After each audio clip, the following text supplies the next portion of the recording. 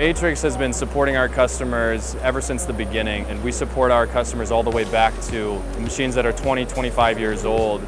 And we're able to do that through our robust spare parts inventory management and our ability to manufacture and machine our own parts. And we've done that since we started 30 years ago.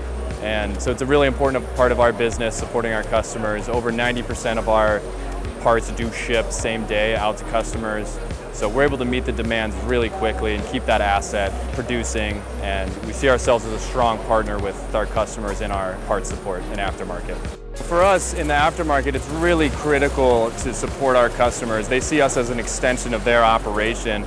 And our true value add to our customers is to essentially take that burden off of them and able to reduce essentially the heavy lift of them in maintaining their equipment. These are assets that are running sometimes 16 to 24-hour shifts consecutively.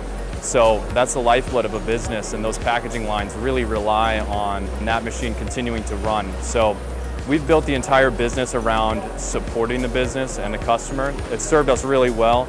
They're the most important part of what we do, and it's not lost on us whatsoever.